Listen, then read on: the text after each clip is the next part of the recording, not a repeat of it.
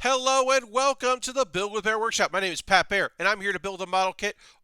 In this case, it is the Enterprise NX-01. I'm throwing the Bear Cave Lego the Scythe emote into chat. Engage indeed, Aristophan. Also, Air, who picked this kit up on my Amazon wish list. Thank you very much for that. Is here. Welcome. Throwing the Bear Cave Lego Scythe emote in the chat. If you're a subscriber, you can throw this at me. If you're not a subscriber, you can just say hi or whatever. We are below 50 subscribers at this moment, so we have re-engaged. Speaking of engaging, we are re-engaging the numbers at the top of the screen, letting you know we are at 47 of 50. 50 is the goal. If we don't hit it tonight, that's fine, but that is just to keep that in mind. You're very welcome. Well, I appreciate that. Yes, working on the NX-01 from Enterprise. Now, this kit allows you, if you wanted to do the refit, which makes it look a little similar to some other Enterprise ships, which was supposed to be for a season that didn't happen of Enterprise. We're not going to do that. We're going to go with the traditional classic method, but it is an option for folks that are looking to pick up this kit. The big thing for folks looking to pick up this kit that I want to stress is we're going to build it, assemble it. We're going to put water slide decals on it, quite a few of them. I don't know if we'll do every single one, but we'll do a lot of them. But we're not going to paint it. So it's never going to get that lovely silver color that that it has. But it's still going to look good because I'm not a painter. I don't have spray paint here. I could get silver spray paint. I could do it. I'm not gonna. And then put a clear coat over it. I could do that. Just is not my style. Especially not on stream, which is what we're. This is not a YouTube series. It's on YouTube later, and what's up YouTube if this is how you consume the show. But this is a live thing, and I would have to set up in a garage and a controlled environment that I just don't. And then also I would be putting all my equipment at risk. Like I'd have to set up my laptop, and it's a whole thing. So we won't do that. And I kind of alluded to this in the pre-show, but I have done something to this kit that I think was a good idea, but I'm not sure, and we won't really know until we start putting the slides on it. And I'll show it to you in a moment or two. But actually, let me just go ahead and. But yeah, I don't know if this is going to work or not, but I think it might work out pretty good. I did this off stream, and I will show it to you in a minute or two. But this is the pre-show, or this is the intro, I should say. Waiting to see if a few more folks want to join us, getting ready to go deeper into model kit building and all of that, chatting, hanging out, the usual. Tonight we're going to talk about some anime stuff.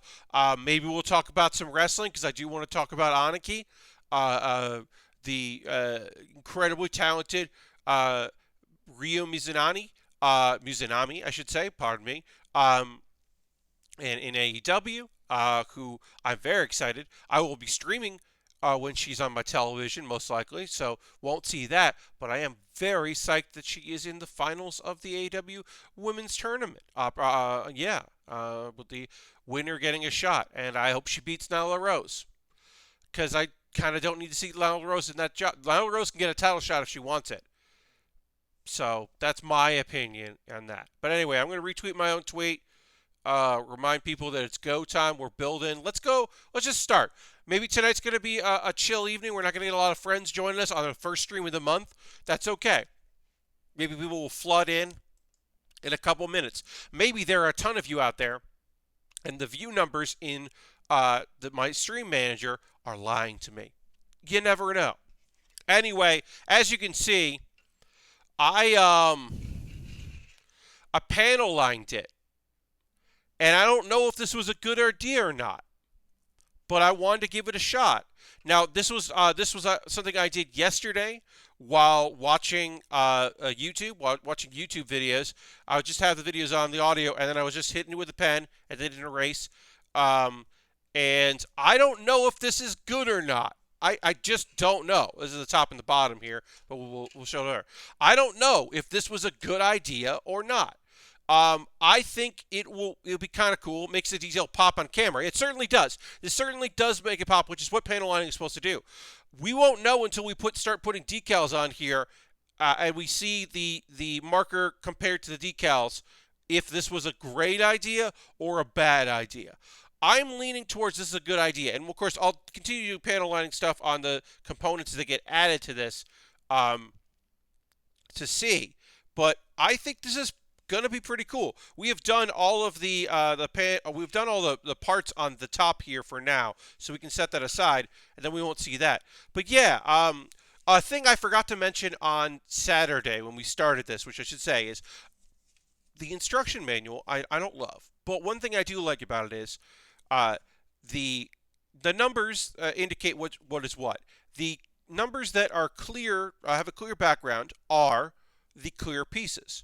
And the numbers that have a dark background are non-clear pieces. And that is helpful. And I know that from building the Defiant. And I didn't say that out loud in this build because it was something I learned previously.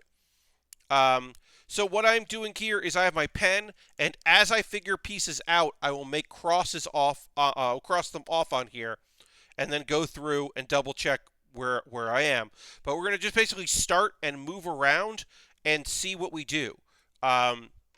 I also, in case a thing is loose, I do have my liquid cement here, which we can certainly use with a little bit of pressure to reinforce anything that might be falling off in this middle section. We don't have to do that, and I would prefer not to do that all the time in case I mess up, or more likely, just because I don't want the fumes. The fumes aren't bad, but they can get overwhelming. All right, let's just start with 9. Let me find 9. That's a good number to start with. I don't know what these, where things are on these sheets yet, or the spruces, trays. I will learn it as we go. All right, so, and again, often, because these numbers are hard to read, from my eyes at least, I am putting it underneath my ring light. All right, let's just pop that off there. We don't need to clip that up. Okay, clean it up. All right, so there's going to be a few of these here on this, so I can do that. So this is 9. Looking at the sheet thing, 1 layer's over here, and then this is going to go here. Now, that looks like that, but that doesn't go there. So what is wrong here? Okay, so this is 9. Now, does that have to go in first? Does 101 have to go in before 9 goes in, or does 9 go in after 101? Let me get 101 out and take a look, because I actually don't know. But I know that 101 is a clear piece, so we're going to put clear under the microscope here. 100. This is 100. What number is that I was already used? 111, 105. 10. All right, let's try the other clear over here. There's only 2 clears, so that's 101. This is a 101. Okay. So these are going to be real small. We try to be very delicate with removing them from the sheets. Now, from the spruces, I should say. Because what I don't want to do is have this fly off because I snapped it too fast. So this is going to go.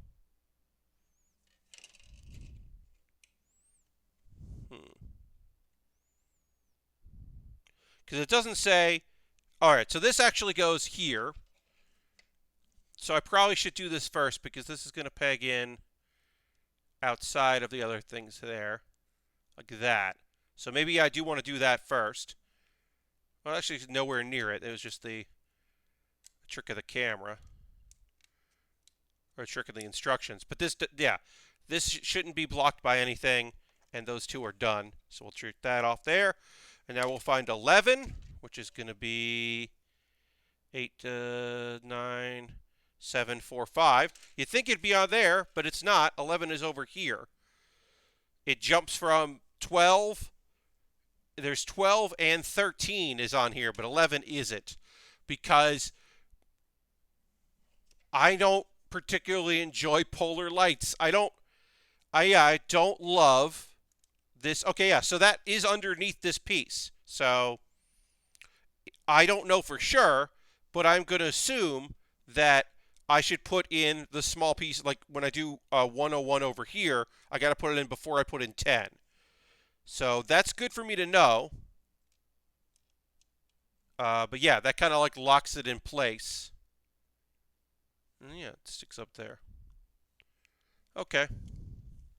If there was any indication that that was the truth, or that was something I should be aware of, that would be fucking rad. But unfortunately, there is no indication of that. Like, should I do this front part here before I put this piece in? Because that clip over everything. I don't know. I'm going to do it anyway. I'm going to put this middle piece in here before I put in the other parts. And where does 29 and 30 go? What's that? What the fuck is that there? Is that what that is? No, that's 100. Okay.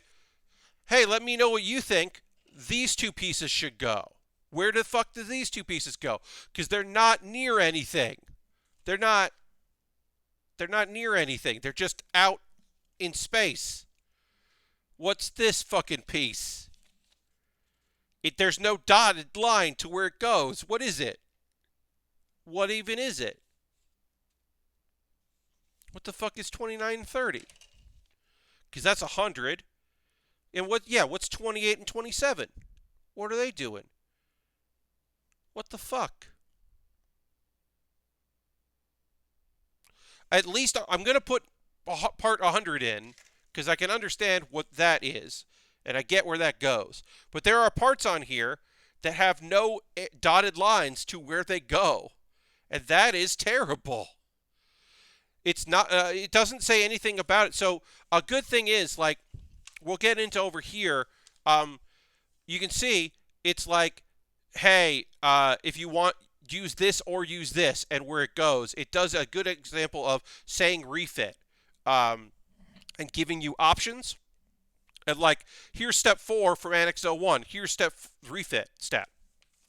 So these just don't have any explanation of where they go and what they're for. They're just there, and I don't know what they're supposed to do. And that's awful. All right, so this is going to go like this. I know that.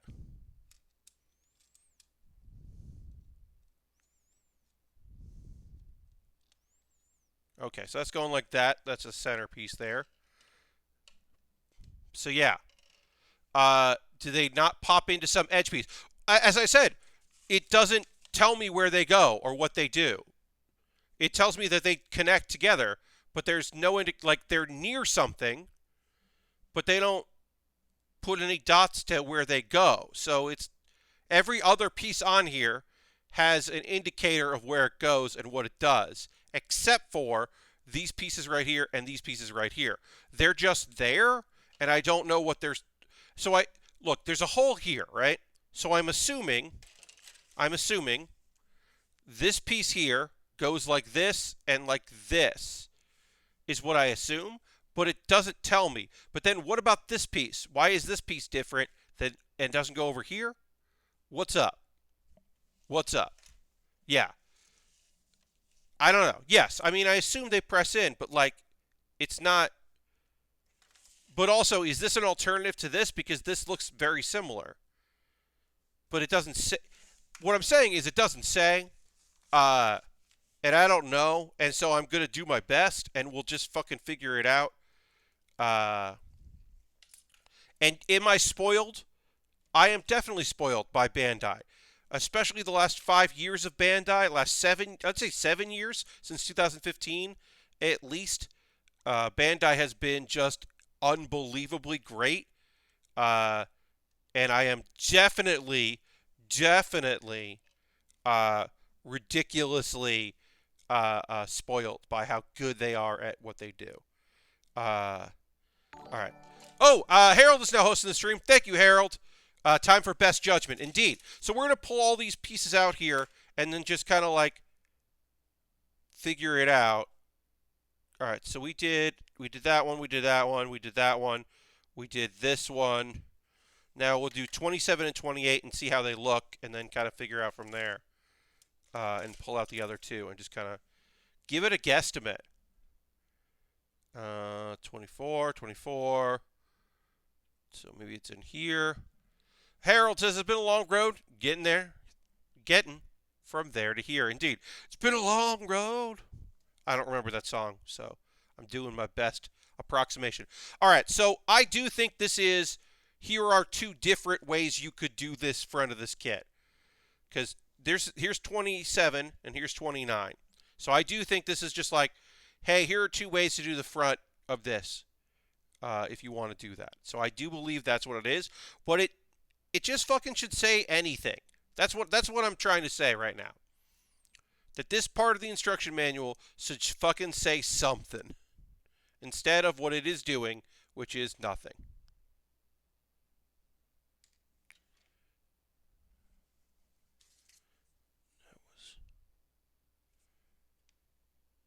That's the wrong number. That's 26. Put that over there. I don't need that. I need 28 and 30. Pull the wrong thing out. 20. All right, there's 30. There's 28. All right, here's 30 is this one. 28 is this one. Okay. The intro skip button has never been more appreciated during a rewatch of Enterprise. Yeah, I mean, I get that. If that's not your jam, if you don't like that song, that can be tough. All right, so this is one choice. Wonder if I can kind of judge it. I don't really like that one. So let's try the other choice, which is this, which is...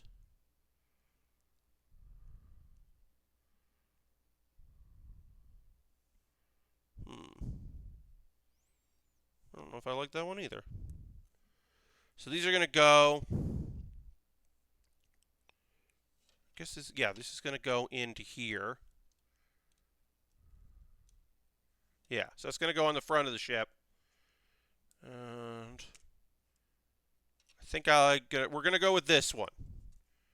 Yep, so that's now the front here. We're going to go with that. Okay, so we're going to put this back in the box.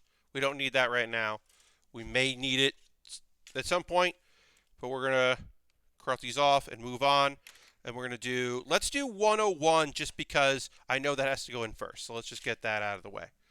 But yeah, I hope you're all doing well. I went to go do yard work today. Got motivated to go out because the weather was it was hot out. And it was really nice. So I was like, I'm going to get out there. I'm going to get some yard work done. And then 5% chance of rain became 100% chance of rain because it fucking rained. And I was basically had to stop what I was doing. Stop the lawn care. And I'll try to go back out later sometime this week. I got stuff going on tomorrow, so it won't be then. But I was, annoyed, to say the least, that I was interrupted in my lawn care facilitation. All right, what? I can't even remember what number. It was 101, 107, 114, 111, 105. 10. All right, let's try the other one. It's just so hard to read these. Oh, there it is. Okay. But yeah, I hope it's warm for all y'all, or at least warming up, getting better. It was in the very low 70s for a little bit today, although it was really windy, and then that rain came, and I was not expecting that rain. Really freaked me the fuck out. I was just like, oh shit, okay, time to go inside. Whoa, well, okay. Hi,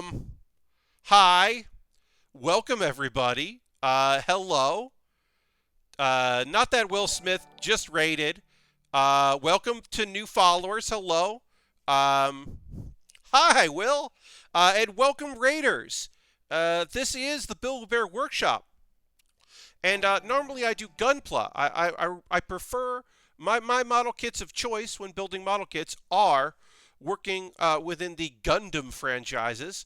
That's my sweet spot. But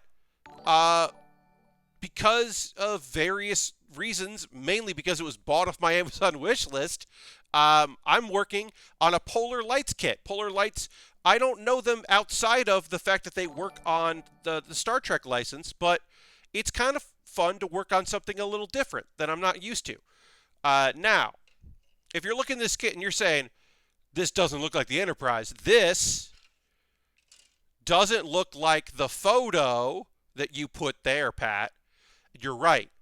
Because what this kit wants is paint, which is not something that I'm willing to do on a stream because of my equipment. I don't look, part of it's laziness. I don't want to go get spray paint. The other part is I don't want to be spraying plastic on a stream because this is all my streaming gear. And I could do it safely, but I choose not to. Is it still Snap? Yes. Painting is boring to watch. It's not the best. It is still a Snap kit. So we can still do sub-assembly. We do have our liquid cement here to do any kind of adhering if pieces are loose, because I don't quite trust this company to not give me parts that don't really want to fit well. So we do have this in case of emergency. Now, liquid cement, I will say, we don't talk about watching paint dry because it's fun. Indeed. One thing I really like, Aristofan just gifted some subs. Thank you so much, Aristofan. Also, by gifting 5 subs, I can turn off this alert because we are now over 50 subs. Thank you so much, Aristofan. I'm going to hit the old applause here. Let's throw those emotes. Make sure you thank new friends. Make sure you thank Aristofan. And, of course, Julie just got a gifted sub who has been here quite a bit.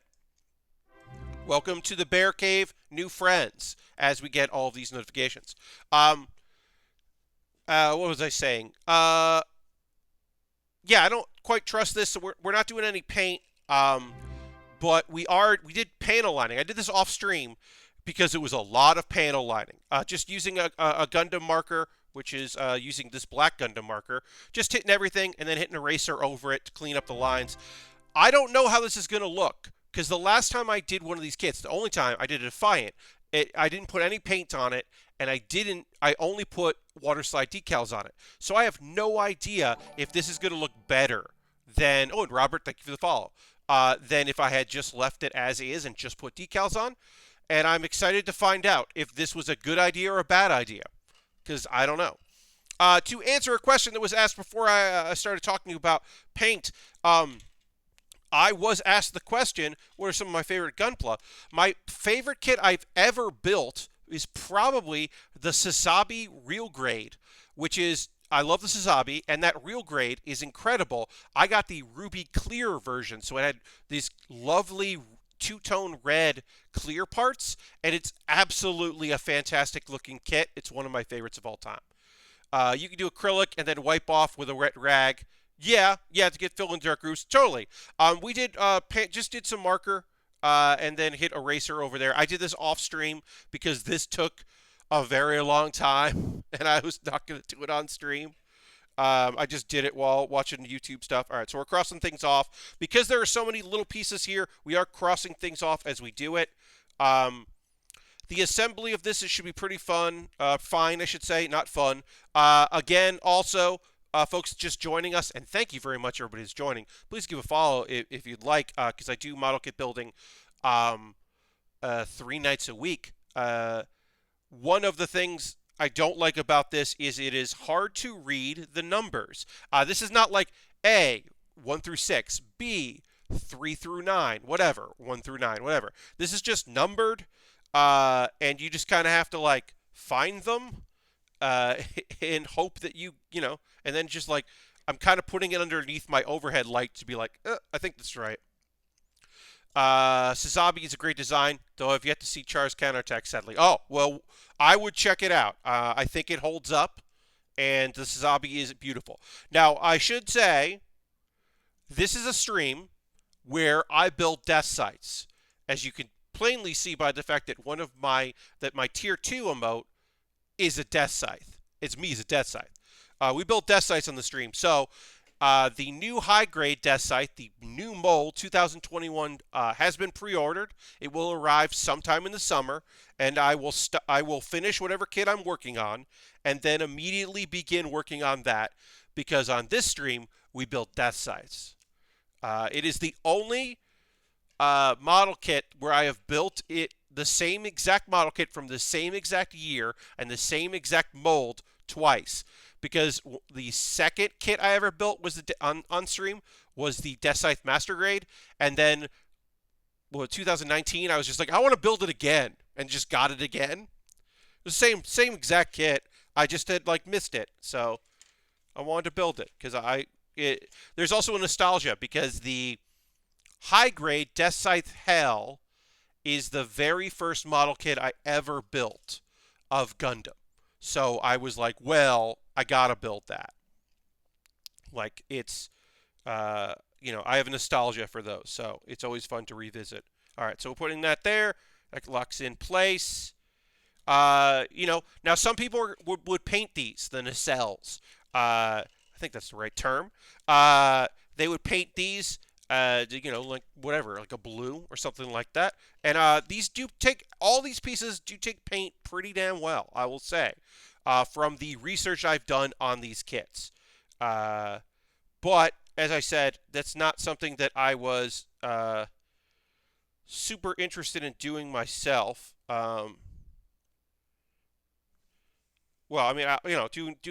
Doing the paint, especially on stream, I was just like, that's just not going to be a thing that we do here.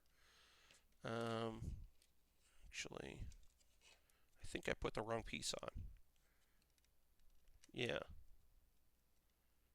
No, yeah. Pop that open.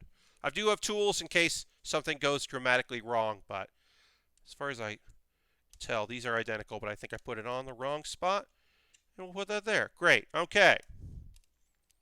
So, done that there.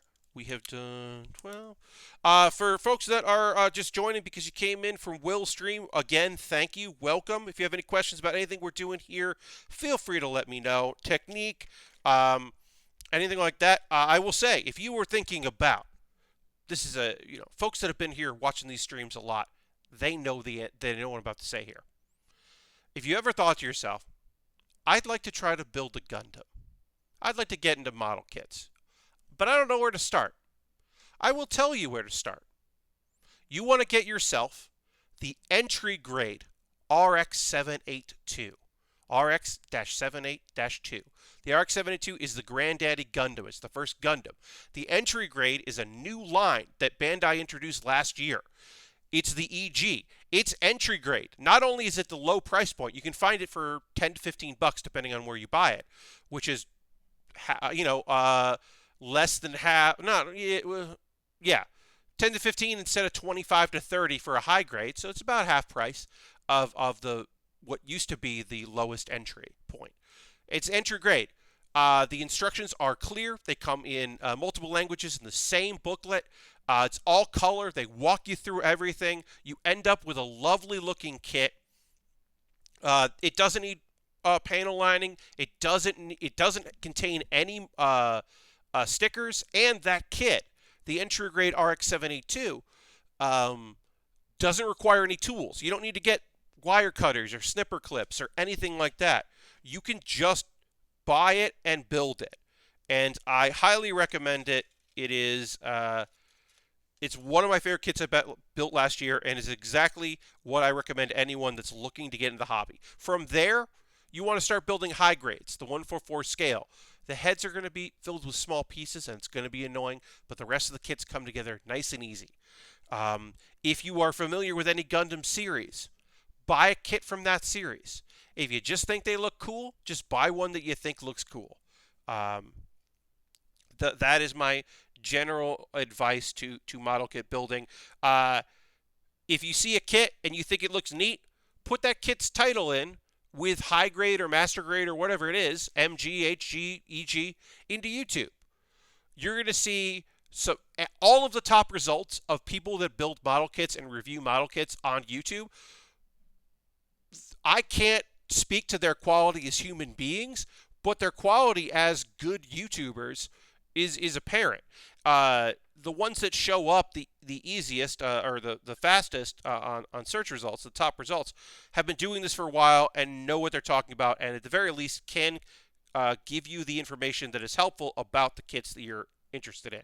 Again, I can't speak to their quality as people, just as their quality as reviewers. So YouTube is the worst, like every other thing on the internet, but it's also a very great resource for model kits. I use it a lot when I have purchased a model kit from a series that I've never seen before, and I don't know how to say the name of the mobile suit. I often check to see what like the top 3 results are for that kit. And then also I see if there's any issues that people have had with that kit, because there often are issues that come up. And so it is nice to be able to see what people are running into. Although I'll say, the last kit we worked on, Marcosia, none of the reviewers that I watched had the same issue I had. And I think I might have been part of a bad batch of that kit. But it still was a bad kit. It was a bad build.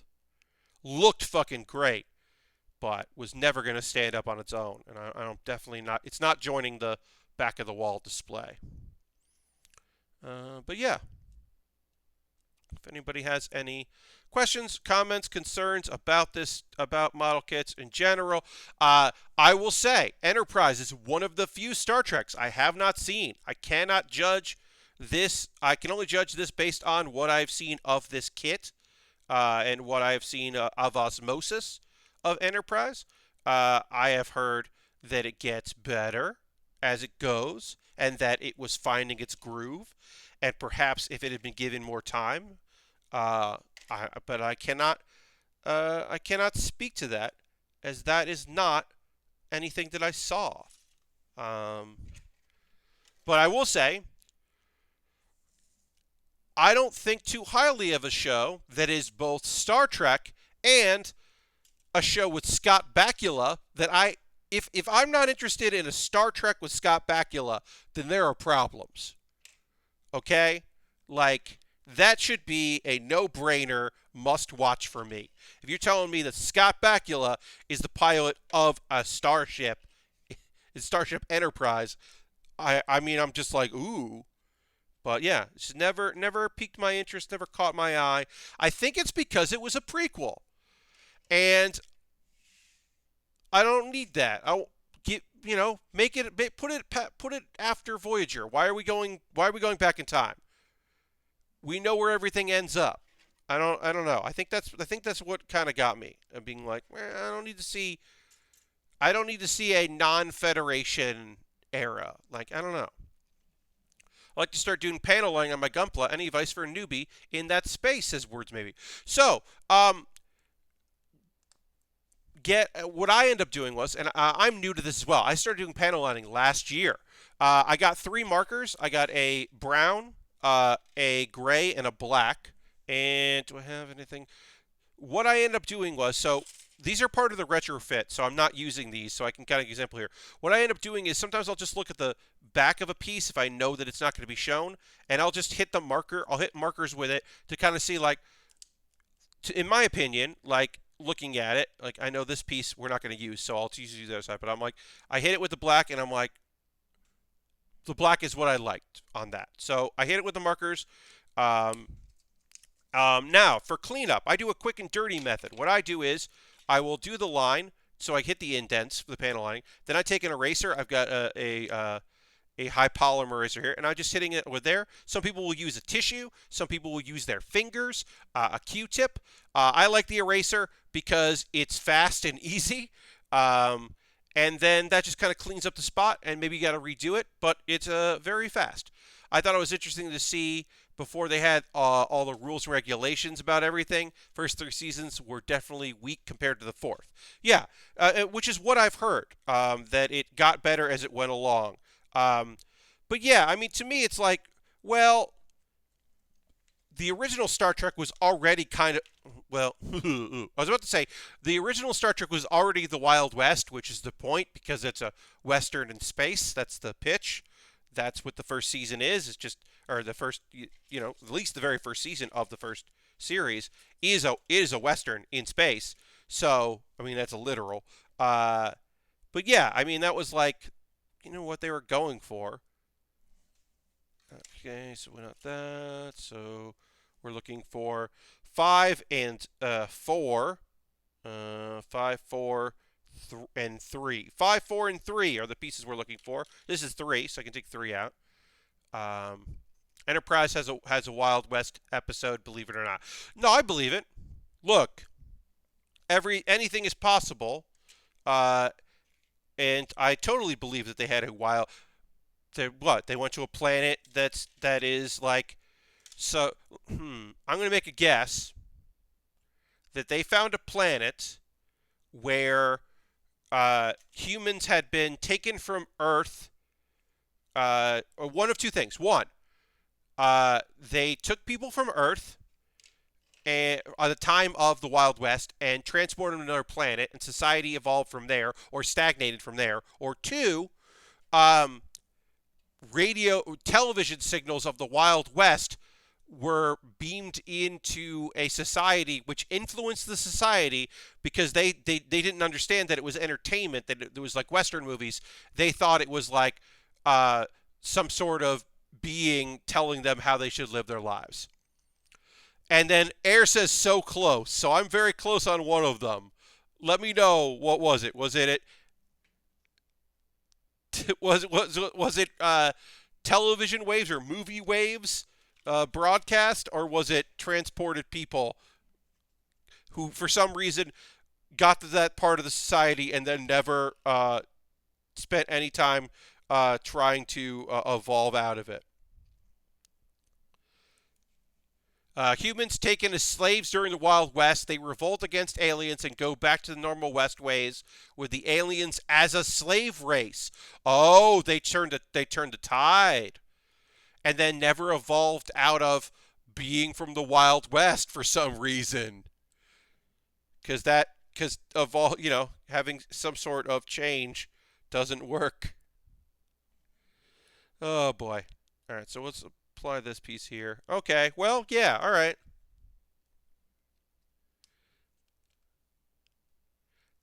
Look, I feel like I'm not making up that at some point there was a, all right, so actually what we're going to do is here, we can kind of see this for folks that are interested. I'm going to remove this piece that I just popped in, and I am going to panel line this piece on its own before I put it back down. Now, I am using, this is for smartphones or other electronic devices that you might want to do some maintenance on. I have added a screwdriver in here because they're old model kits, Gunpla, that have screws in them. The 90s were a weird time. They were experimenting. But yeah, this is just like spongers and the like for working on devices, like smart devices. But I have found that they are great because working with plastic tools on plastic model kits is, in my opinion, smarter than working with metal tools.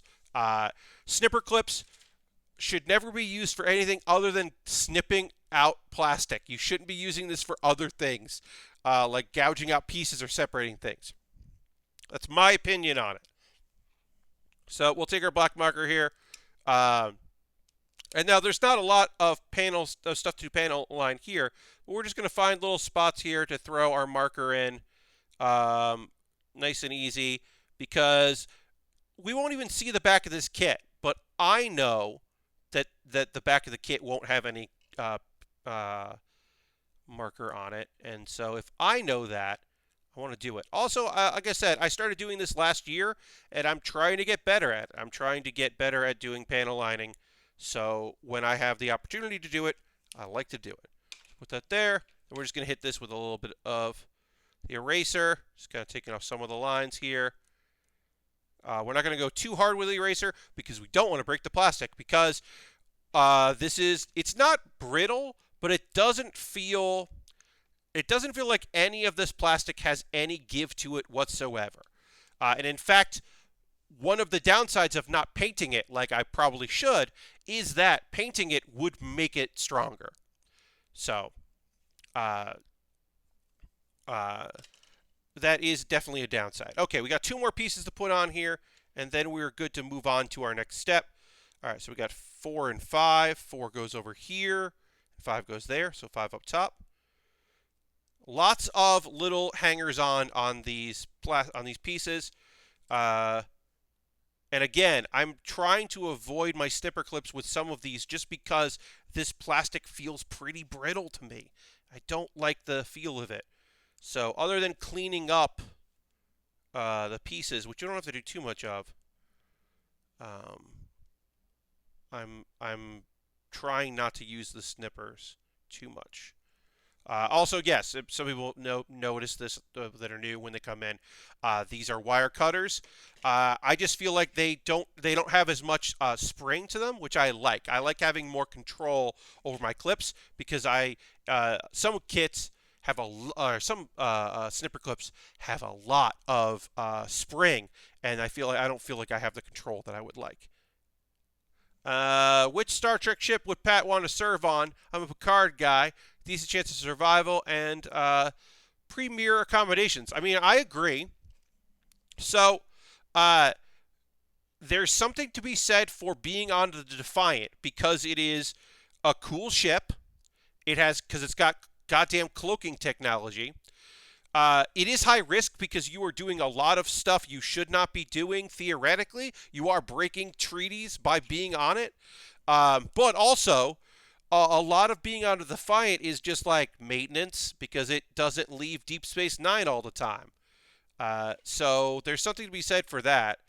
That you're really serving on standby on Deep Space Nine, waiting for the Defiant, making sure Defiant is ready to go, basically. This is from Lashbrook. Hey, Lashbrook. My build today went awry. I got the last of the pieces I needed to mod my PS2 to run off an SD. That is the project that Lashbrook is working on right now. But trying to bend a cable on an adapter, and I broke the ground cable. Pretty bummed.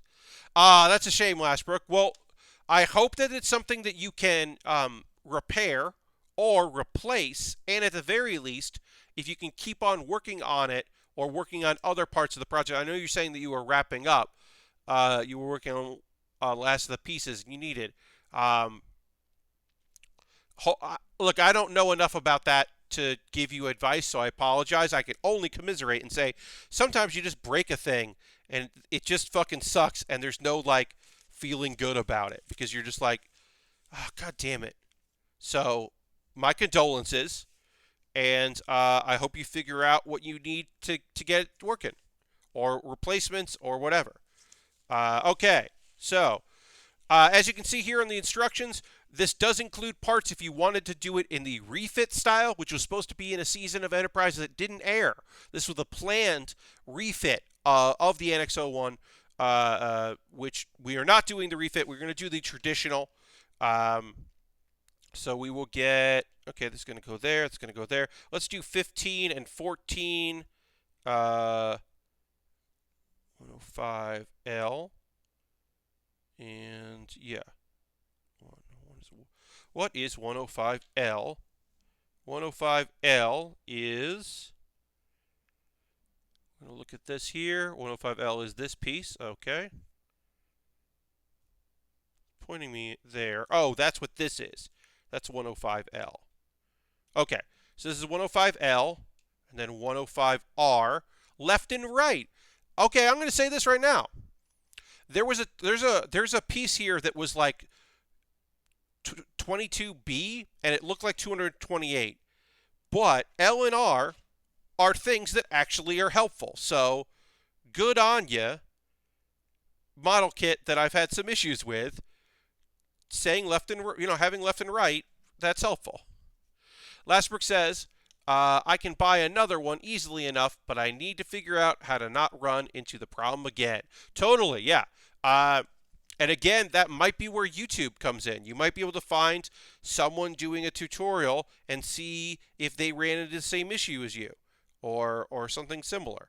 There might be some help out there. But good luck. Yeah, I've never. Uh, I didn't do my original PlayStation mod.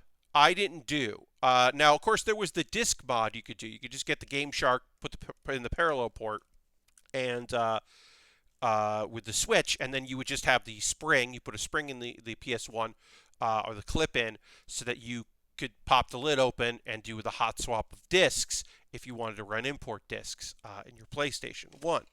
I actually got mine modded, but we we just bought modded PlayStation 1s. Our friend group and I went in together on that.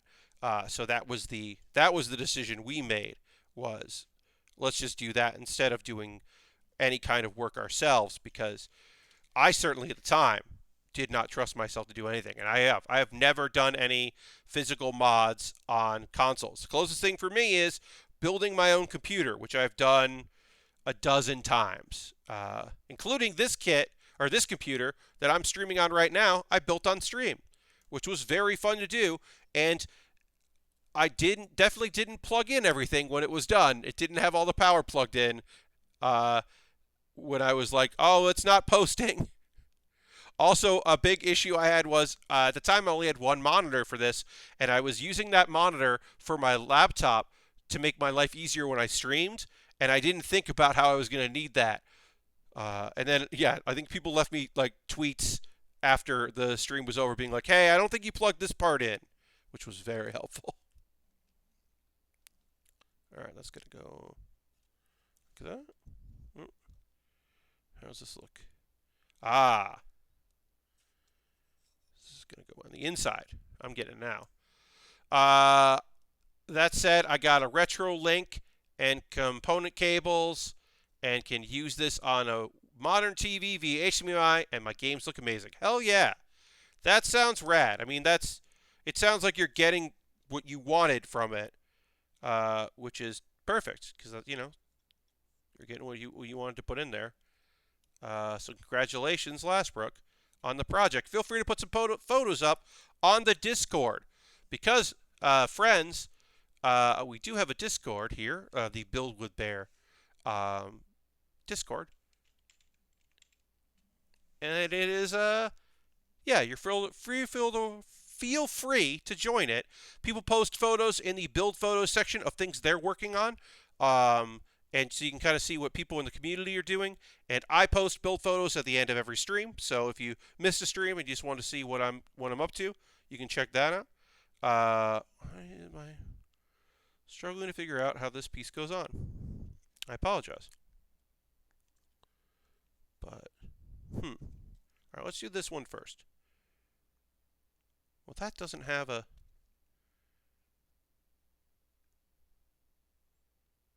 All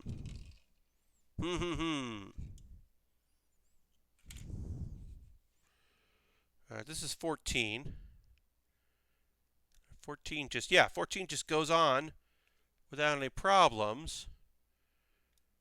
But 15 has a peg on it that doesn't seem like it should be there.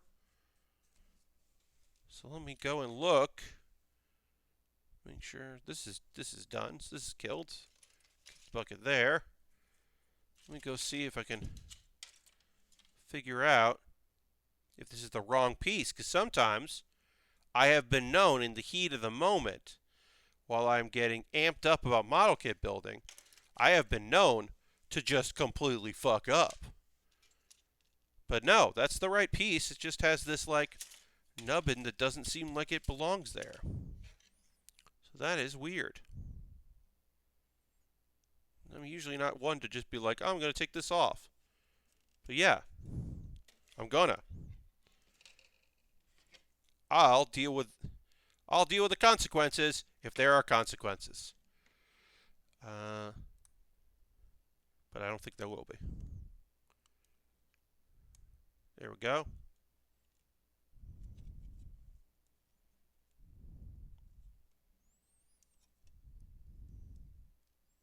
Yep, okay. So those are on there.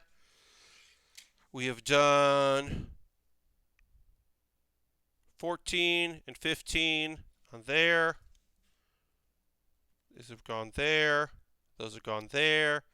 We've now got to do the lower part here, which is 104, 23, 42, 47, and 41. A bunch of pieces we got to put together here. But we're going to accomplish quite a bit once we're done with it. So that's good. That feels good. I will be doing some panel lighting on this, as I said, just kind of like, just because it'll be good. Hey, Lord Crashington, welcome, welcome. And Harold says good night. You have a good night, Harold. Thanks for being here. Hope to see you in the future streams, as always. Thank you for being around and hosting and all that. All right, so this is going to go up like this. But we will, just real quick, kind of give this a little bit of love, a little bit of attention here. I will probably do some of this off stream because we won't get panel lining done on here. So I won't do all of it, but we'll get a little bit here on the outside. You can see I am doing what we call on this stream the quick and dirty method. I am just hitting the marker into some of the lines here, hitting all of them there, just kind of running my marker over, making sure that we are getting coverage. And you're like, well, that looks so messy, Pat. It looks so bad. Well, the nice thing is the eraser fixes that, because the eraser is going to take over the top layer, but whatever is down deep dirty, what's ever gotten into the plastic and the nooks and crannies, will remain and look great. And then sometimes you got to go over again because maybe you didn't get as deep or down as you thought you were, or maybe the crevices aren't as pronounced as you thought, and you don't necessarily like the look of it. But for the most part, this method works great. And then, yeah, so we'll do that. We'll take our eraser, and then I'm just going to hit this over here, and boom. Clean that up. Again, I'm not putting too much pressure on this. We are getting a little bit of crud, which we'll just brush away. I'm not putting too much pressure on here, or I'm at the very least keeping this piece of plastic stable in my fingers so I don't end up breaking it, because again, I can repair stuff if I have to, but if you don't break anything, that's great. And we will wait until I have applied all these components here together to panel on the top, because I want to get all of this together. So I need 47 is one of these here. Great. That's 47, which is going to go into this. 42, 23. All right. So we need 47. We got that. So we need 23, 42, and 104. So let's see. Here's 42. And 42 is going to go, this is going to go like this. And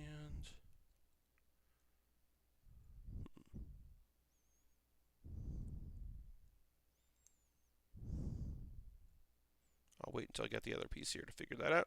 23 and 104. 104 I know is clear, so we can find that. 104 is going to be a clear piece, and it is this very tiny clear piece. So there we go, and then we need 23, which is a tiny little peg piece. So we'll go through all of this and try to find 23. It's going to be one of these. There it is. There's a little peg piece.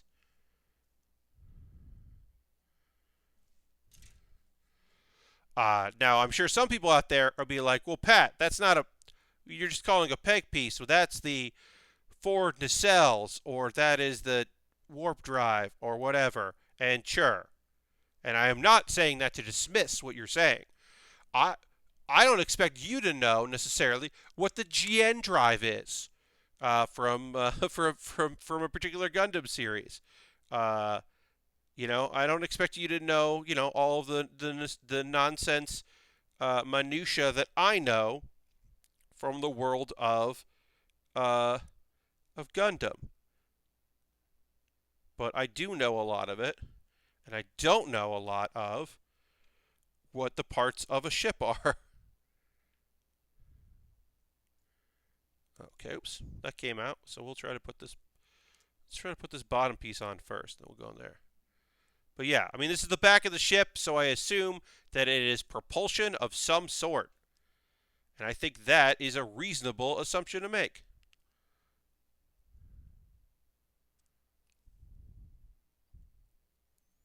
All right.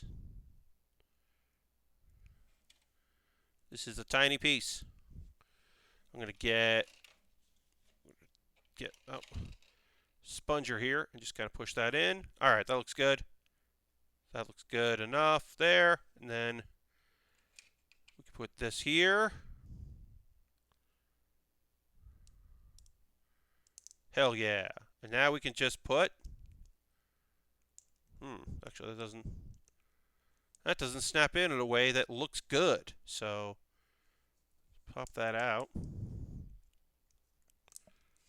I was saying this looked great, and I was like, oh, look good enough, but it doesn't. This is not flush.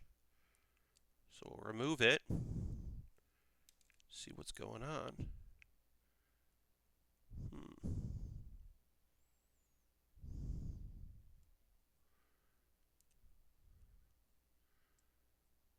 And we will take a pause for the cause, folks. That is a thing I do around an hour in, because we start at 9 p.m. Eastern, and it's now 10 p.m. Eastern, so we will take a pause for the cause in a moment or two. I'll talk about ways you can support the channel.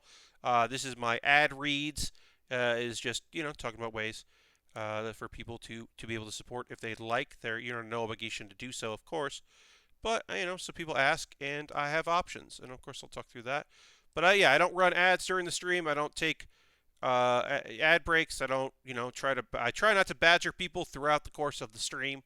But I do occasionally like to, or every stream, talk about ways that people can support. I'm going to try to do this.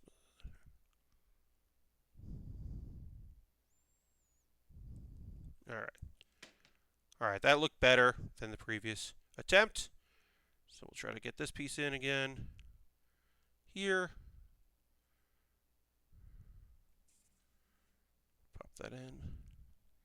And then we are going to talk about some anime I watched in the last couple days, because that is a thing that, I don't know if you know this, folks. One of the things we do here on the stream is we talk about anime that comes out. I try to keep up with a lot of the stuff that's happening in the world of animation coming out of Japan. And I do kind of overviews. I will do just basically a kind of brief overview of 3 shows that I'm watching. I usually go pretty in depth with it because it's fun for me. What happened there? Just had this thing like, what the?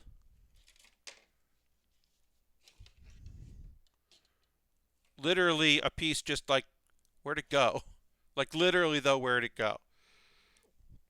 This engine part fell, and then the bottom part just fell out of it, and I don't know where that went. So now I get to do a thing where I'm just looking around for this piece that fell off this kit. So that's fun. I'm looking real professional in front of this new this raid, huh?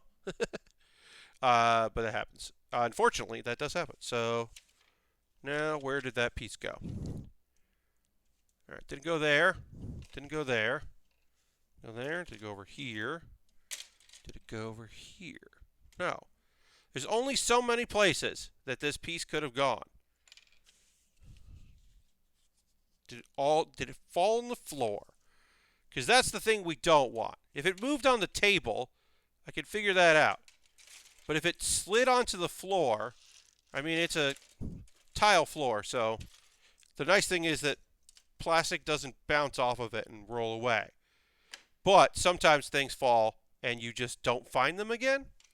Or you don't find them there. Center table, it's right there. Center. Well, so there's this part here, right? But there is a piece that goes into this that this is going to go into. There was a piece that we were putting on here on the bottom, from the bottom up. It's part number 47. Now, there is another 47.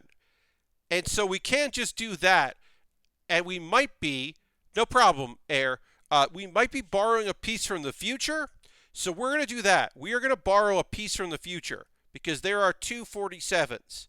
So one of these 47s could be part of another thing, and we might have to later find that piece. But it's better to do that now than to do it later. Also, these are both numbered 47, but one of them could be just wrong. Just a weird thing to say. But yeah, so I will keep my eyes peeled for this piece that mysteriously disappeared that also seems to have the same problem the other one did. But yeah, that piece flew away somewhere, and maybe we'll see it again someday. But yeah, there are two number 47, so we are, yeah, you can see it just falls out. When I slide that in, it just falls out. This wants to go here.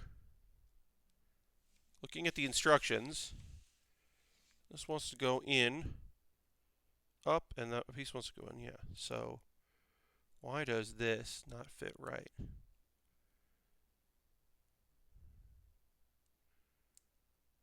What do I need to do here? We're going to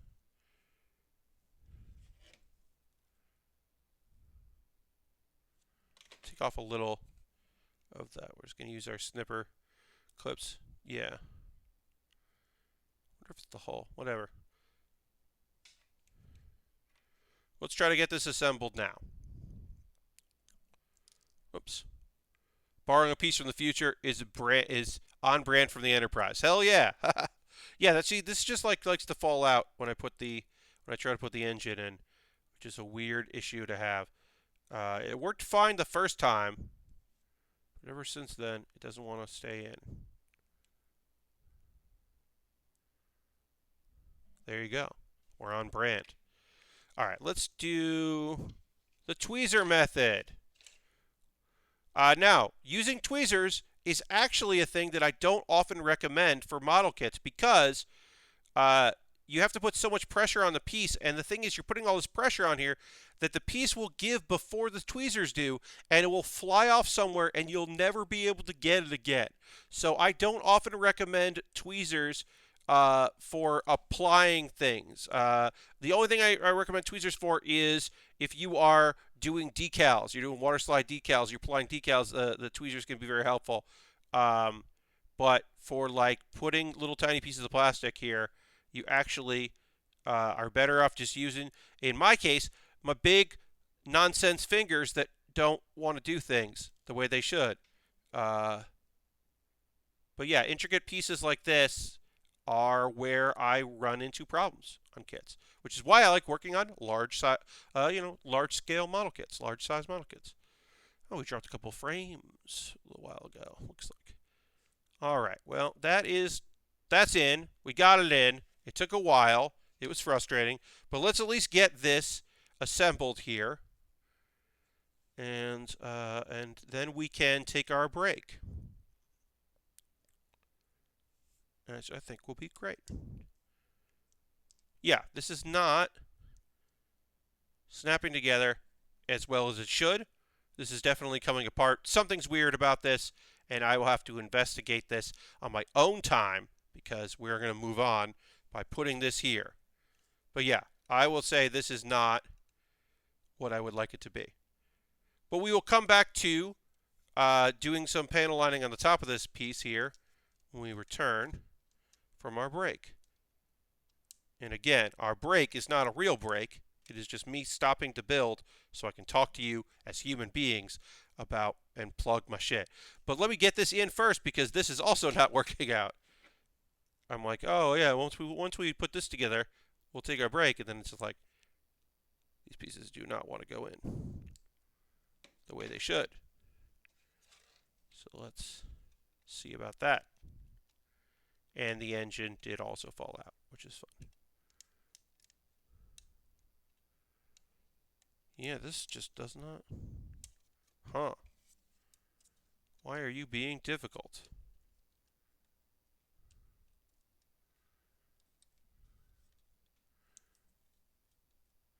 Occasionally, I have to wonder, is it me or is it the kit? This is a question you have to ask yourself.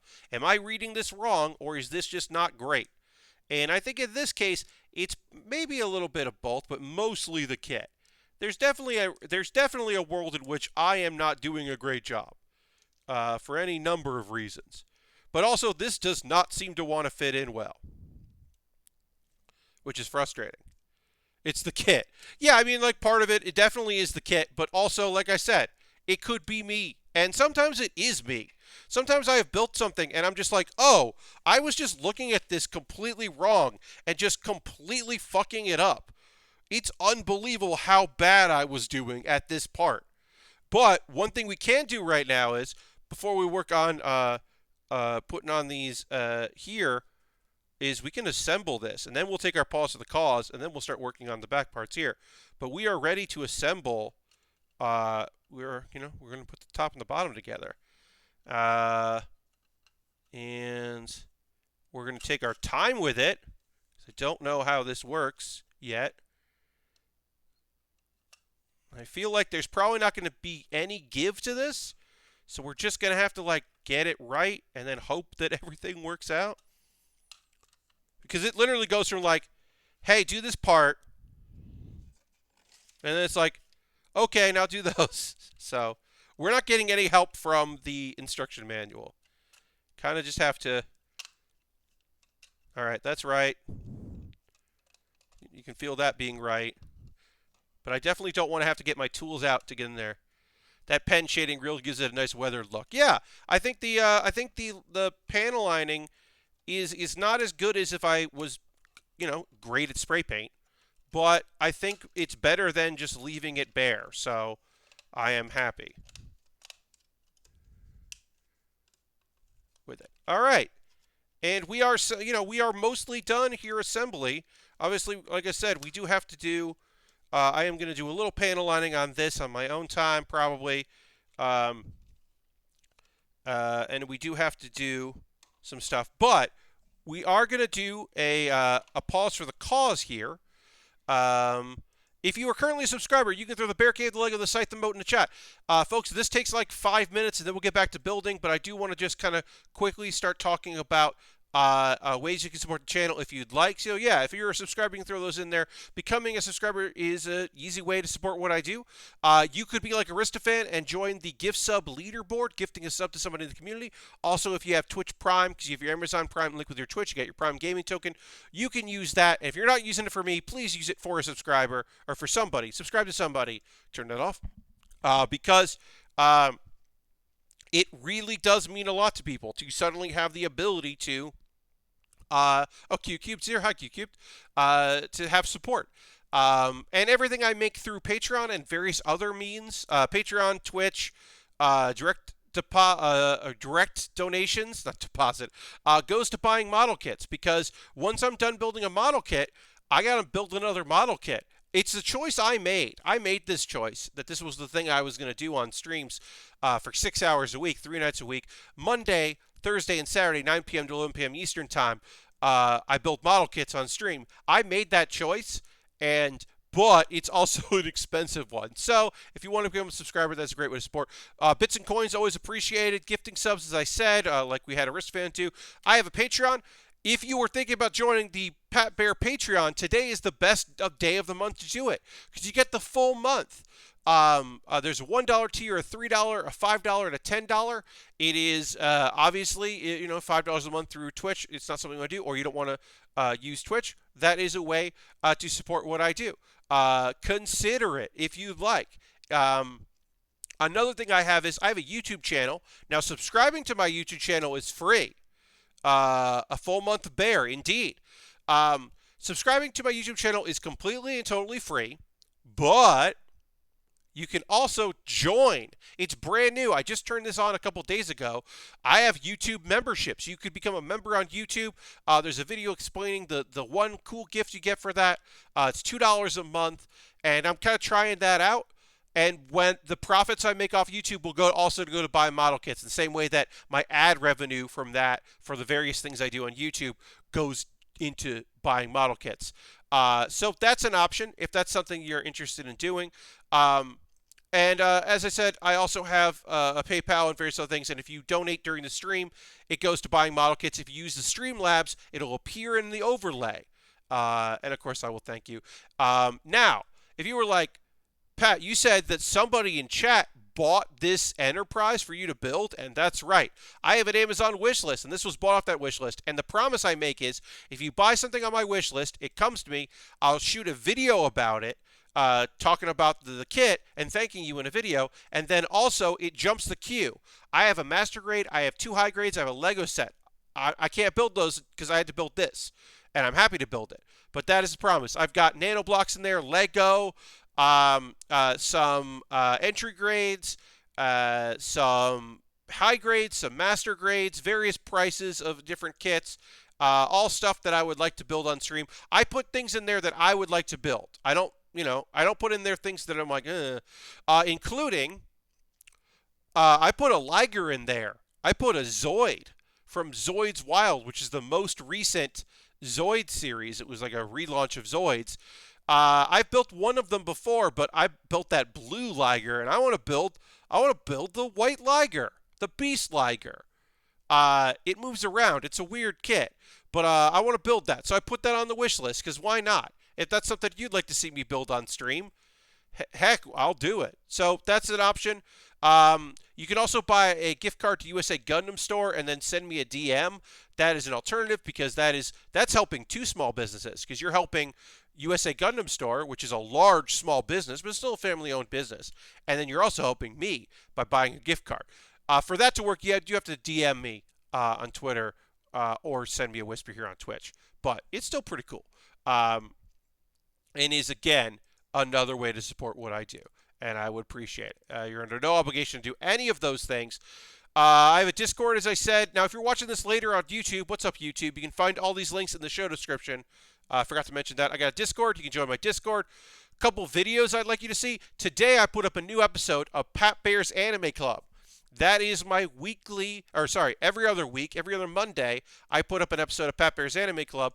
And this one is me talking about my favorite anime of the 80s. You might be able to guess about some of them. One of them, I don't think I really talked much about on stream, the last one in there. But yeah, I talk about some movies, some OVAs, some TV shows, things that really struck me. This is all stuff I watched in the 90s or 2000s because from 0 to 9, I didn't know that anime was something I could watch. I don't think I figured out about anime until after I was 9. If I did see any anime, it was probably Robotech or Voltron, and I didn't know it was anime. Not like all the other shows I'm listing there, movies and such. But yeah, I thought that was kind of fun. So this episode was pretty good, and I would love for you to put in the comments in that video your favorite anime that happened to be released in the 80s. And then Baer With Me is a video series I do every Wednesday where I watch things and give my honest reactions. And this one is a great dog. I made a reaction video where I watched the video for dog for the first time. This dog is musical and wonderful and just the best. And you should watch me have an honest reaction to that video. Yeah, I don't know. That's that. Let's see. Is there anything else I want to say? Oh, we're going to talk about some anime stuff. And I'm going to get back to building. Let's do this command. We'll put that there. We'll get in here. I am going to drink a little water. I recommend you, if you'd like to, you can drink some water. And then I'm going to talk about some anime that I watched the past couple days. And we'll get back to building here. And I'm going to drink some water first. I'm going to get back to building. So, as we work on the rest of our build here, we got to do the back of our build. Actually, let's do panel lining while I'm thinking of it, because we're going to put these on here. It might be hard to get into this, so let's do that first. There we are, right over here. I am just going to be just quick and dirty hitting all this. As I tell you, I'm going to jump to the third show that I want to talk about here, which is Non Biyori. Biyori is it's in its 3rd season. It is available on Crunchyroll. The movie is available, I believe, only for purchase. It is not available streaming between the 2nd and 3rd season, but you do not have to watch it because it is canon, I believe, but it is not necessary because this is one of the chillest slice of lives in the world.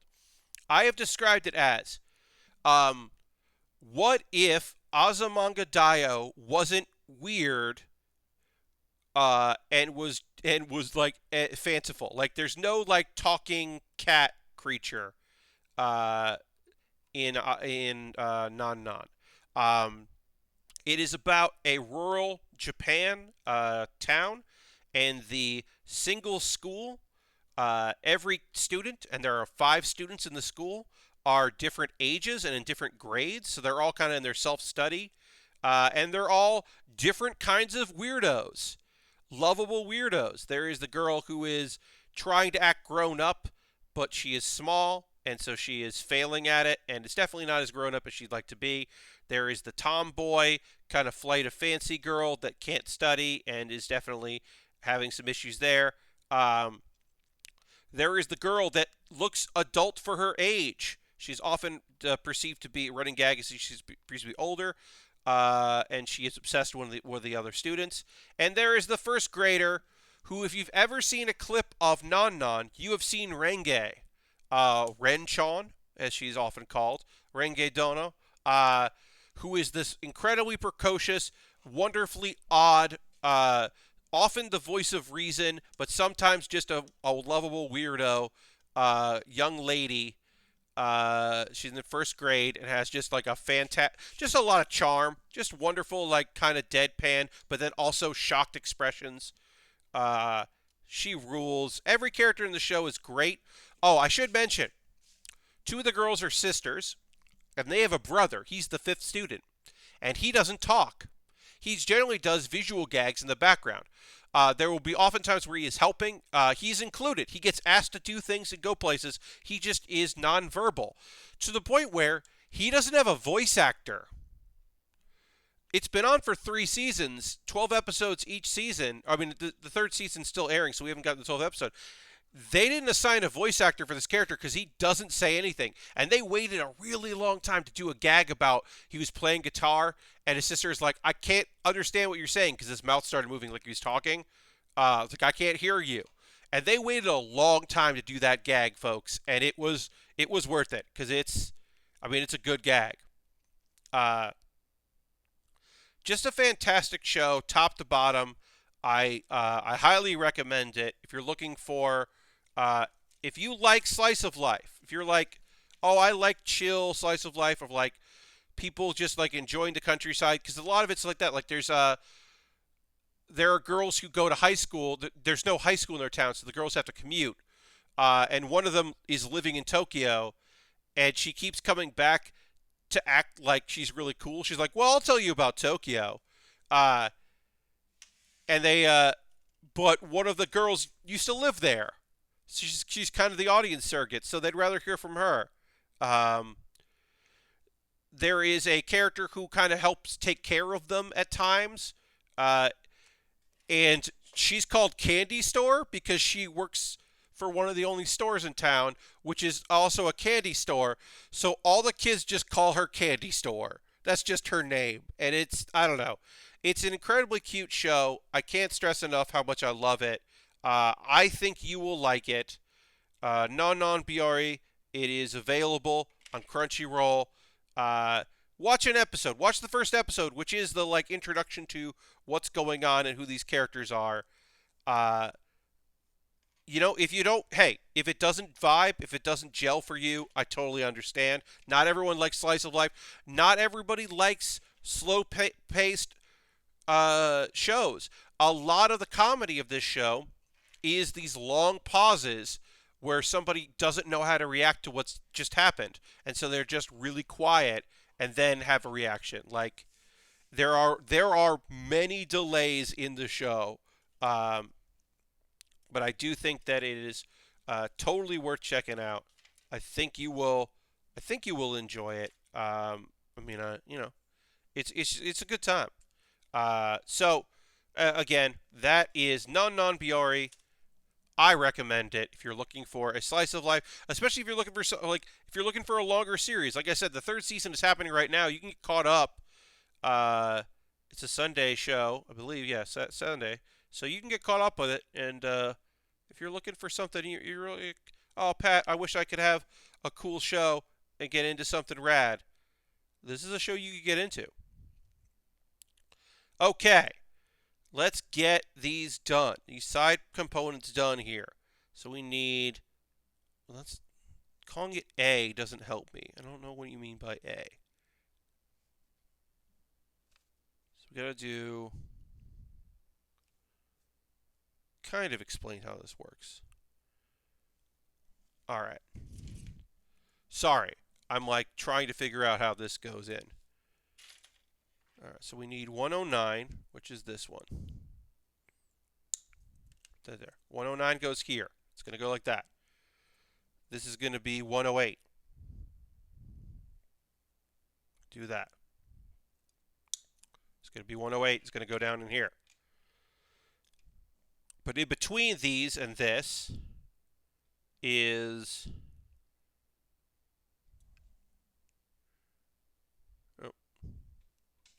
Between these two are going to be another plastic piece that we have to put in. So let's get that together. All right. Talking about anime. We had episode 8 of 11, which is odd. 11 is an odd number. Usually, I mean, it is an odd number, but it's an unusual number is what I should say. A usual number for anime. Generally, modern days, you're going to get a 12 episode or a 13 episode arc for a story. Getting 11 episodes is probably because they're spending a lot of money on the animation.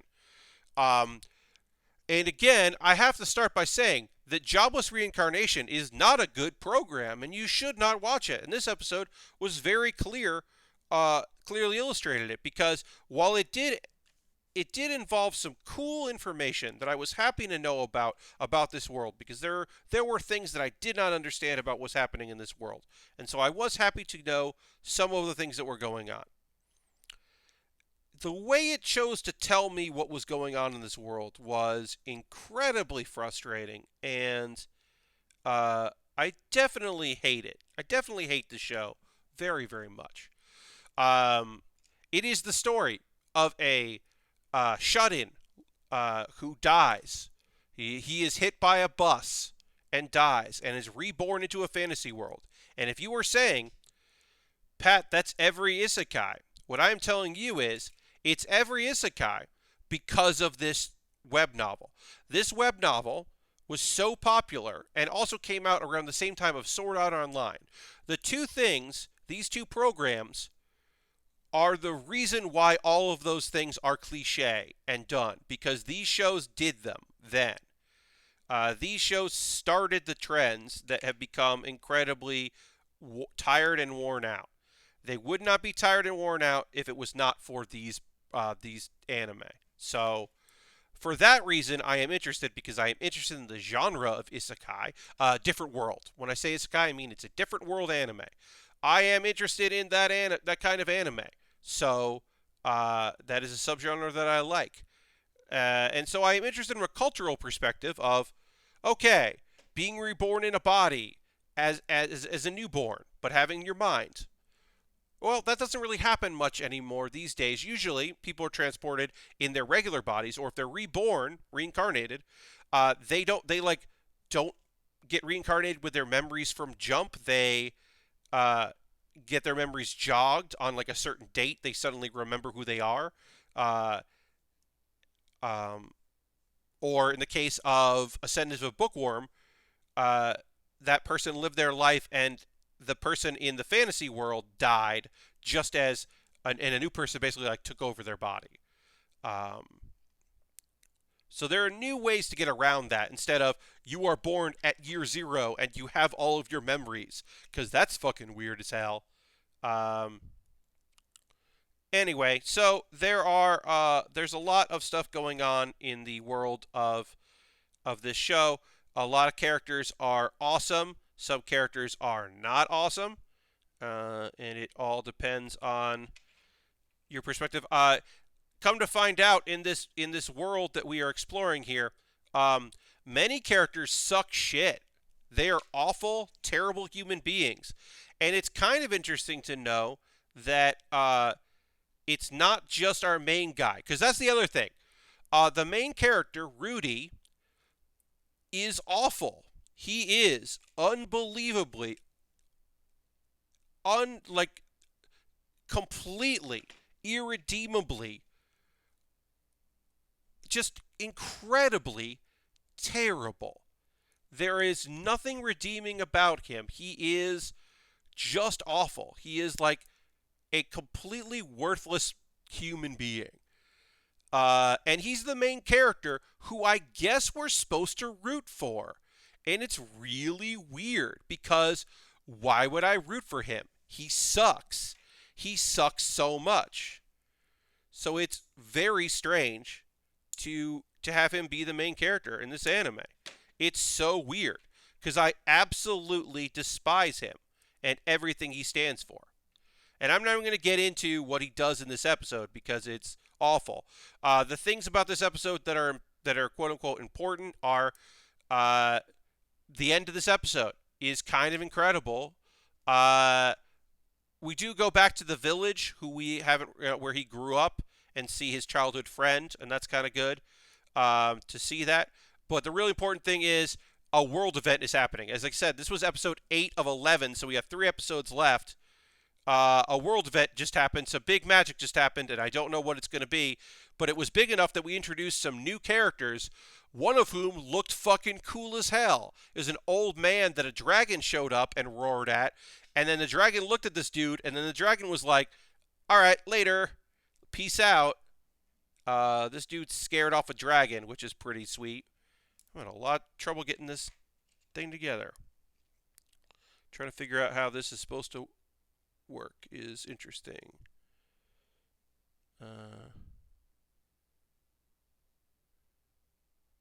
Sorry.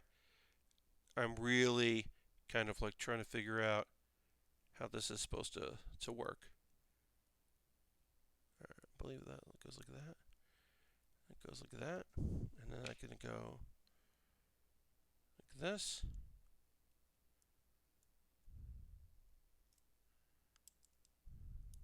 Nope.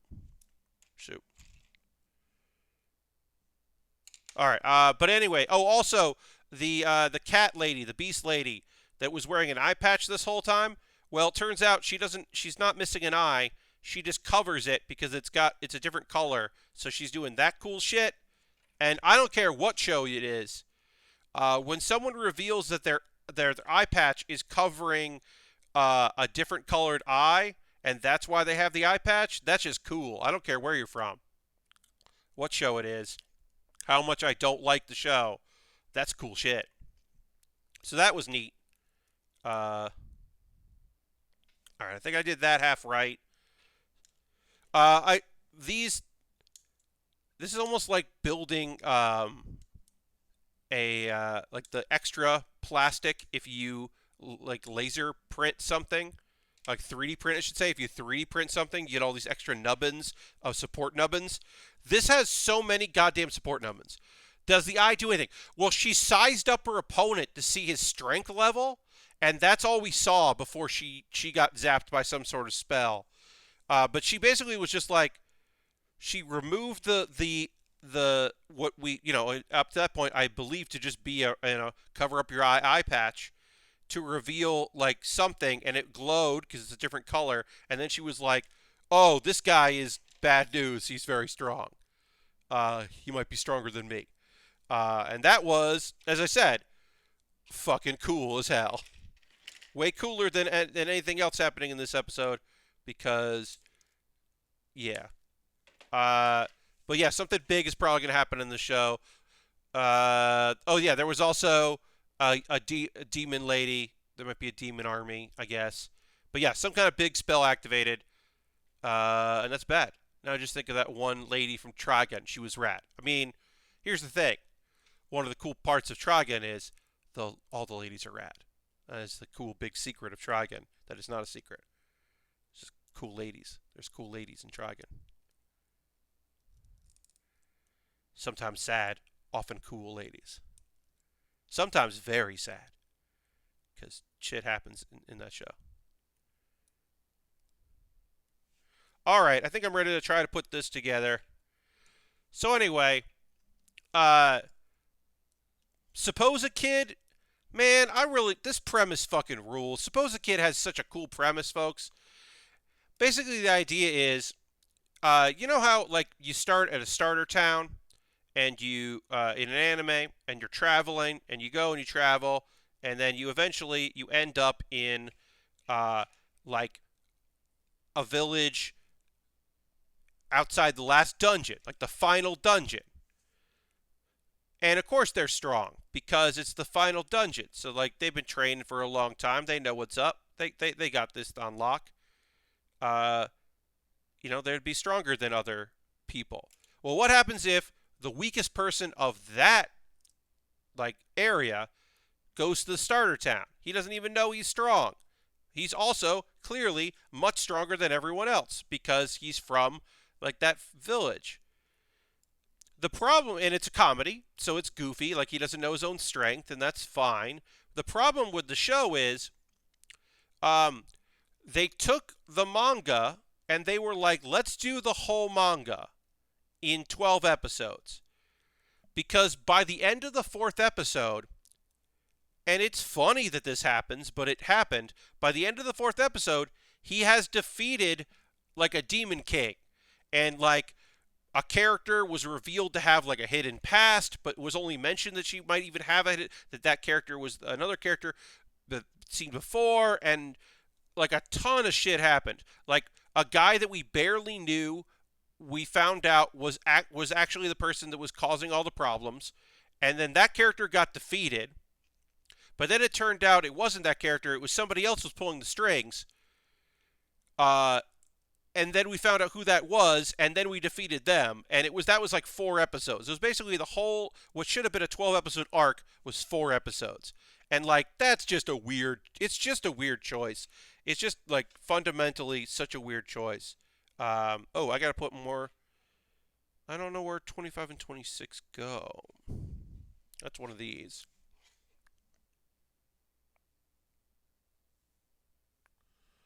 This is another thing here where we have like just pieces here, and I don't know where they go. I believe they go there. Yeah, the instructions for this leave a lot to be desired, as I've said many times working on this kit.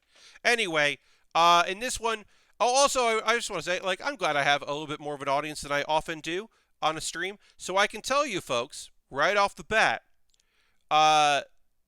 this show has one of my least favorite things in any anime, which is it has, well, not just anime, fiction in general. One of my least favorite things in fiction is in this anime, which is the tragic queer character. That's right, this show has a tragic queer character. She is in love with another lady. She considers the main character her rival, and she is tricked into taking a potion to make her stronger, and she's manipulated by the people who to commit basically to take a thing, and she is used by the villains. We learn the old man villain is named what is his name? I wrote it down. Yeah. And also we learned that the cursed item, the belt that we've seen in the show, is actually scales from a talking dragon snake man named Farichira, the snake, who's a talking snake person. And yeah, he almost gets killed, but then he inhabits the belt. But yeah, there's a tragic queer character. It sucks. It's unnecessary. This character is never going to get anything good to do in this show. There's no reason for her to be there. There's no reason for her to be introduced within 10 minutes. We find out who she is, why she doesn't like the main character, who she's in love with, and then her jealousy takes over, which doesn't make any sense. None of it makes any sense. I mean, love is wild, right? But still, bad news.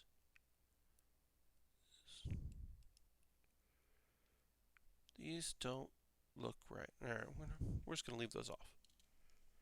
Let's try to get these two pieces connected, see if I did this right. Again, I'm not confident in getting this done properly because this doesn't seem to line up well, but we'll see if I did.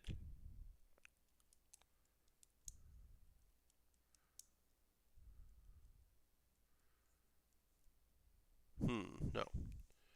All right. I'm just gonna clip all this off. But yeah, anyway, that show is a great premise that is not done well, and it's a bummer because I think it's a cool idea for an anime. It was one of the things I was most looking forward to this season of a new show, and it's frustrating. All right, let's get back to trying to assemble this.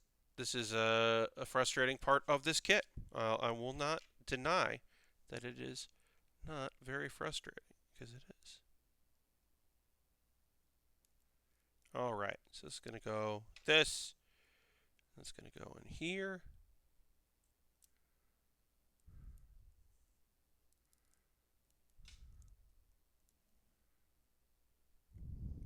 Okay.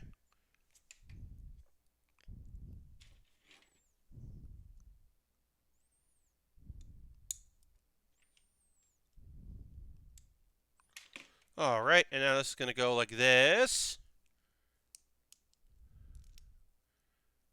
Doesn't want to snap together. Come on. There we go. That's together. It's not perfect, but it will go together and will work. And that goes on there. And that's going to go on here. But yeah, this is very flimsy. Now, this could be my doing. I could have done this improperly, and it's totally possible that I did. But this looks like it should just, it's supposed to just snap on in here. So let me hold these together. And I will do the panel lining on this on my own time, but I'm going to try to get it together here. Yeah, that doesn't. I may have to glue this because that does not want to stay on. We'll try it on the other side, see if I can get to the other one and have that look a little more stable. Netflix dropped a trailer for The House Husband, and boy, is it disappointing. Yeah, that I think that's just going to be a recommendation for people to read the graphic novels and not the anime. I saw someone, I cannot remember who, so I cannot give credit, so I apologize. I cannot give credit to this, but I saw somebody tweet out they're already hoping for a Brotherhood version, which would be a remake that was more true to the source material. But yeah, that trailer did not look good. It looked very not good, and that is a shame because that is talk about a cool premise, and it is. It's a good show. Good story. A member of the Yakuza retires because he meets a really cool lady, but she's a business lady. She's busy, so he decides, all right, well, I'm gonna. The best way to honor her is to take over the chores and the household stuff. So he becomes a house husband. But he's still a Yakuza member. You know, I mean, not from retired, but that's what he knows. So he does all the grocery shopping and signing for packages and dealing with gossip and, all the stuff that you would do, all the quote unquote traditional things that a housewife would do. He does, but in his own style. And it's funny and charming. And I don't think this is going to be a cool version of it. I'm going to guess that this is going to be kind of a fucking bummer. Which is a shame. But who knows? Maybe it's just a very bad trailer. Maybe it's just a really rough trailer. And it turns out that it's going to be high quality and fucking rad as hell. And we're all going to feel silly for doubting it. I don't think that's what it's going to be. I think it's going to be a bummer. All right.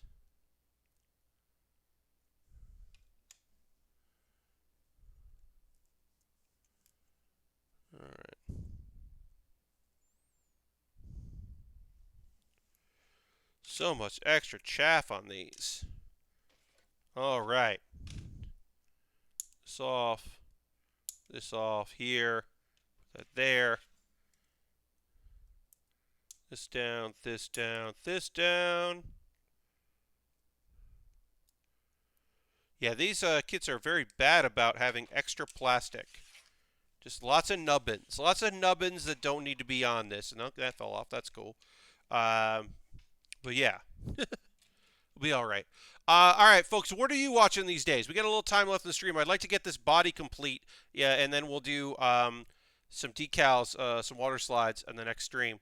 But yeah, let me know. What are you watching out there? What's going on? What's good on the old internet? He's on hiatus, but Cruising the Cut put a new video out today about some work done on his boat, and that was a welcome sight because I very much enjoy the Cruising the Cut videos. So that was nice. But this is his usual hiatus, so it was fun to have a video from him.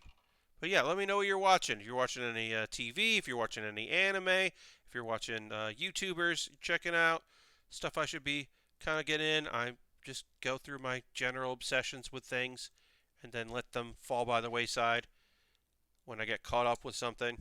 But yeah. I'm still just like hitting random Game Grumps compilations. Game Grumps. Try saying that. I mean, people say it all the time. But yeah, I'm still kind of just watching a lot of that because it's fun. I like the compilations rather than the larger ones, the regular episodes. Just watching a lot of Aaron being incredibly mad at bad Sonic games. Caught up on The Great North, which is from the Bob Burgers writers. Great show. Yes, I heard the premise of that and thought the premise of that was very good. Just like, following love and taking it to its natural conclusion, which is traveling and just being a fish out of water for love. It's like a great premise. I'm going to have to check that out. I haven't yet. But yeah, like I said, just great idea for a show. Alright, so that goes in there. But yeah, if anybody else is watching anything on the old interwebs or anything else, just let me know, because I like hearing what you're all into, seeing what you're up to. But yeah, I don't know if I have a new YouTube recommendation. Music-wise, I've been watching a lot of Wagaki Band, which uses traditional Japanese instruments as well as modern rock music, and they are dope as fuck and cool as hell. If you want to see a dude play the traditional Japanese like taiko drums and also like a Japanese flute and just going goddamn wild with it and just having a great fucking time, just like going for it, high energy. Just like, and now the this Japanese instrument gets a solo, and now this person gets a solo, and a woman who was like Miss whatever, her region, who was like maybe going to be an idol, but was also really into poetry, just like does shit. And also, Wagaki Band got popular because they were like, well, people do covers when they're just starting out. Let's cover Vocaloid music. Let's cover a Hatsune Miku track. And people were like, yes, you already have a weird gimmick, and you're also playing the music we already like. So please, more. It is pretty dope. Wagaki Band is pretty rad as hell. All right, let's try to get this together here. Started point. I don't know if I missed Wrestle Talk, but I'm really excited for AEW this week. Last work, I talked a little bit about Rio. I can't wait for Aniki to make her return to AEW, because she was in Double or Nothing. She was in the Double or Nothing of like, hey, check it out. We got some cool Japan action happening. And apparently, before she did Double or Nothing, she was thinking about retiring because she had felt like she had done everything she could do in Japan. But suddenly she found herself with a with an American audience, an international audience, and was booking things in 2019 that she hadn't before, and it kept her in the business. And now she's gonna wrestle on AEW again, like on TV on Dynamite, for a shot at the to win that, to get the title. And I think Aniki versus Nyla Rose is going to be great. Rio is her nickname is Aniki, which is like big brother, like big bro. And that is a dope fucking nickname for a wrestler. Just be like, yeah, I'm your big brother. It's me, your big bro. Don't worry about it. I'm here and I got you. And I think that fucking rules. She's just rad as hell, and she's gonna put on a fucking hoss fight with Nyla, and that's gonna be great. And I hope that Rio wins because she fucking rules. And I'd rather see that than what I don't want is a whole tournament to happen where the winner of the tournament is the former champion. Because that feels like you could just have her get a title shot anytime she wants, and you don't need to do that. So that feels like a wasted opportunity, and so that's why I'm hoping they don't do that, and instead have somebody who, have somebody win the tournament who has not competed for that title. I think that would be dope as hell. So that's why I'm hoping that Nyla doesn't win. But yeah, I'm excited for that. I'm not excited about Shaq or Big Show. I'm kind of excited about Paul. I'm so excited for Paul. I'm not excited about Paul, but I'm definitely not excited about Shaq.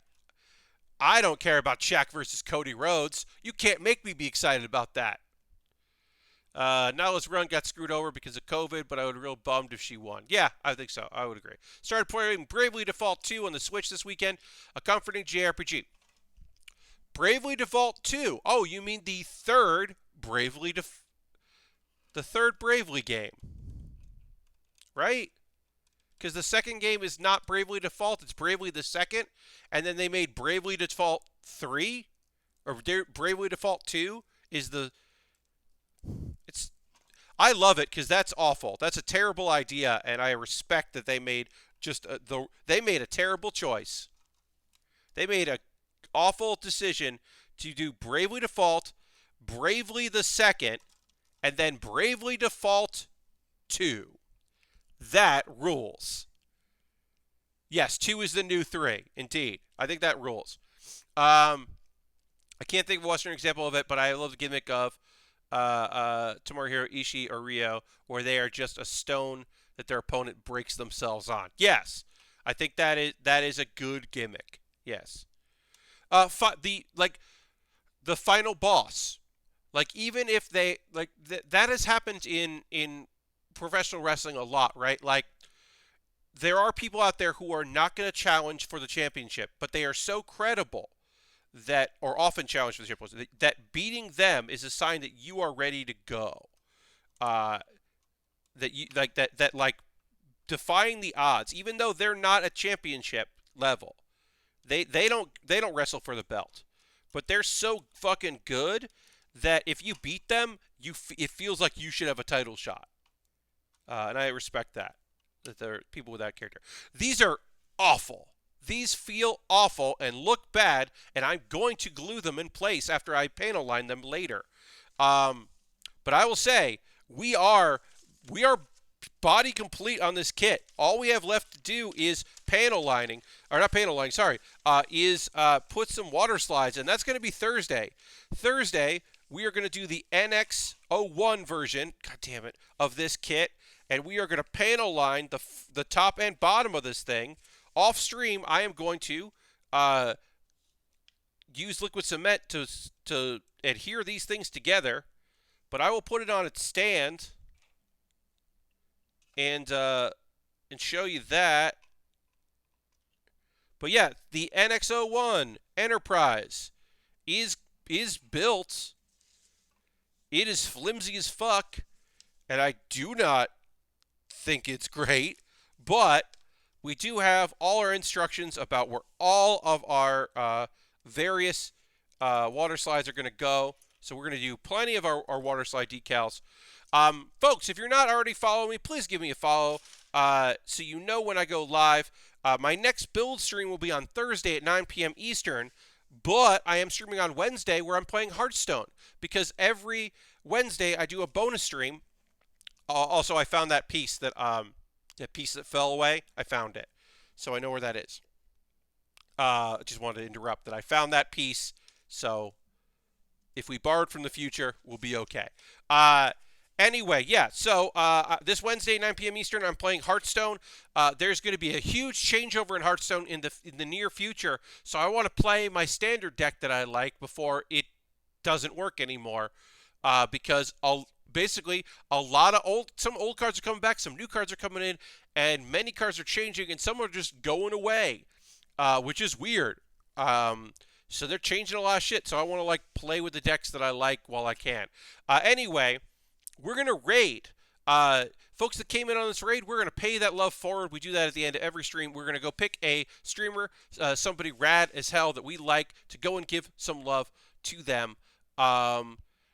Let's see, who do we have that we want to go give some love to that's doing some stuff?